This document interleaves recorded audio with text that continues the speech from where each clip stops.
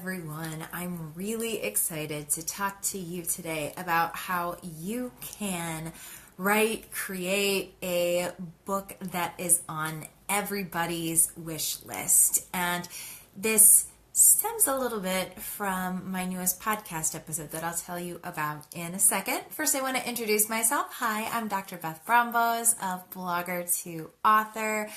I am really passionate about helping bloggers and other content creators write books that really help them set themselves apart as an authority figure and as really an expert in their niche, and of the really great things that come along with having a book. But I am also a best-selling author. I've helped other authors write their book. I've helped coach them through the process. And today I just wanted to share some strategies that hopefully you can use to get your book out there and to choose a topic for a book that people are really going to want to read, and again, that they're going to put on their wish list. So again, I just mentioned this a little bit ago, but this topic is inspired by my latest podcast guest, Beth Nydick. She is the co-author of a book called Clean Cocktails that just came out a couple of weeks ago, and it's going to be huge. It's already getting a lot of really great press. It's moving up the sales ranks on Amazon. It's in a lot of places, and a lot of people are really excited for this because it's a topic that a lot of people really want to learn more about. So her book is, among other things, it's a collection of recipes of clean cocktails. So cocktails that are made with natural sweeteners, natural ingredients, not a lot of artificial stuff. And a lot of us are thinking more and more about the foods we put in our bodies, and then as an extension of that, the drinks we put in our bodies. And so it's very natural that, people enjoy having an adult beverage then, or here and then, and they want that beverage to be as healthy as possible. And so really, Beth has her pulse on not only her blog audience, but then also people around her, what they're looking for. And she saw a need for a book like this. This is something she's been doing for a while. She's really been an expert in clean eating. And through her work as a bartender back in the day, she got passionate also, obviously, about making cocktails and about making them with ingredients that aren't filled with a lot of artificial crap. And so she, again, saw this need and saw that people were really interested in it. And then more importantly, when she started to talk about her book, people would get really excited about it and say, yes, I need that. And just go on and on and on. And again, listen to the full episode to hear her state it a lot better than what I'm saying. You can go ahead and listen to that at blogger2author.com/46. Sorry, I'm getting a bunch of calls right now, so I'm just going to decline some of them so they're not interrupting me. Distracting. Put it together. Anyway, the joys of live video, right? So I wanted to take sort of that message from my interview with Beth. Again, you can listen to that at blogger2author.com/46 and just chat with you a little bit about sort of my take-home messages from that interview and really how you can apply that to your books and what you're doing. And so I think one of the first things you need to do, and whether you're a blogger, a business owner, whatever you're doing, you really need to be listening to your people all the time, listening to, the questions they have. And for example, if you keep hearing the same question come up over and over and over, and if that's something you could expand on in a book, that would be an amazing place to start. And I think that would be a really popular book. So for example, if Beth's audience, and I know it to some extent they were, but if she kept hearing over and over and over, I'm loving hearing about clean eating, but what I would, really like to know more about is how to make my holiday party drinks healthier, or how to make my Super Bowl drinks healthier, that sort of thing. Then that is something that she could then, in this example, commit to mind and say, okay, this is a topic that people are really interested in. They do really want more clean drinks, clean cocktails, and this is something I can help them out with.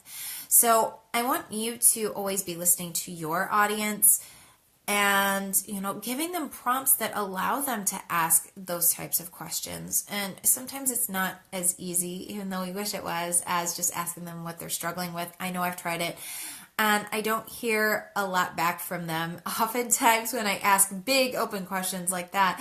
But instead, if you could try to direct the conversation a little bit and ask more pointed questions. So in the example of the Clean Cocktails book, if, say you were Beth thinking through her book, you could start asking people, hey, what would you love to know more about in terms of planning a clean holiday party, for example, or just thinking about different ways that people could use, for example, that book idea and how you could gauge interest in that topic. Another way you could do it is just come out simply and say, hey, I'm working on a book on such and such topic. Is this something you would be interested in reading? And I will warn you, there are going to be a lot more people who will say they're interested in reading this book than who actually buy your book. So just prepare for that. But I really want you to listen out and see if it's just a couple people raising their hand or if it's a ton of people raising their hand. So I'll give an example from my fitness business. I have multiple lead magnets for that business, and I started out with this 14-day challenge where I introduced people to a different yoga pose every day through the challenge. So they get an email with a link to a video that was 2 or 3 minutes long. But I could see, first of all, the drop off in that, so I moved it to a 7-day challenge. But still, people weren't opening the emails and they weren't reading it towards the end. So I did some thinking, and in talking to my audience over, months and years, and talking to, for example, my yoga clients who are runners, really, if we'd be in class and I'd ask, okay, what do you want to do today? Number one thing, and if everybody always said hip openers, hip openers, hip openers, hip openers. So I kept listening, and I really took to heart that that's something that runners are really looking for. And so then I created a lead magnet that was a quick download.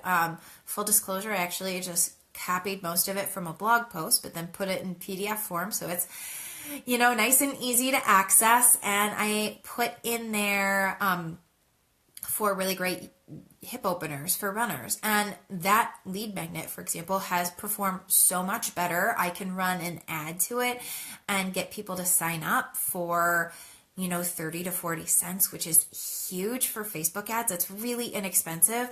And so all of those things are showing me that that's a topic that my people are really interested in. Now, could I write an entire book on hip openers? Maybe not. Maybe if I think about it for a while, I might be able to. And I think if I did write it, people would buy it. But I know that that's a topic that really resonates well with my audience. And so I hope that you'll hear that example and start to think about things that would be similar for your audience, what they're always asking for, what content always does well with them, what sort of topics, and keep listening to that. And that will then give you a really great idea for what to write your book about. And then always make sure to test that idea with your audience. Ask them, are they willing to buy that book? Even better, put your book up for pre-sale and get those pre-orders for your book. You'll have to do that. There are different ways to do it. If you're doing the pre-sales to gauge interest, you might have to just set it up through PayPal and things. Because if you go with a platform, sorry, this is a lot off topic, but good information. If you go with a platform like Amazon Kindle, if people get the pre-orders, there's no way to say, okay, I'm not going to write this book. There's no way to refund them your money, which you could do with something like PayPal. But anyway, that's beyond the point. What I want you to do is just really make sure that it's something that your readers want, especially if you want your book to really do well, get a lot of sales, really resonate with your readers, and maybe even start to get publicity depending on how you work things. So I know this is a longer video, but I do hope that it was helpful for you. And I want to let you know if you need somebody to walk you through the process of looking at your content and figuring out what has been popular and using that as a stepping stone to figure out what you should write your book about, and just some extra help putting together a plan for your book, a detailed outline. I have a free challenge I am running next Monday, and it's a free 5-day challenge. Every day I'm going to walk you through a different step that you will take to put your ideas down into writing, and by the end of the week you're going to have, again, that detailed plan that you can use to write your book quickly. And you'll also be able to, from that plan, figure out what you may have already written. And I think a lot of you might actually find that you already have a book in your blog, in your content, whatever it is you're doing. So please join me for that. You can sign up at blogger2author.com/challenge. I think it's going to be a lot of fun, and I think it's going to be really useful for a lot of you.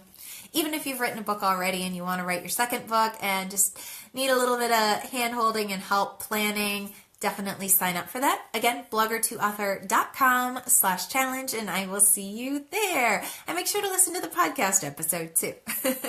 Have a good one.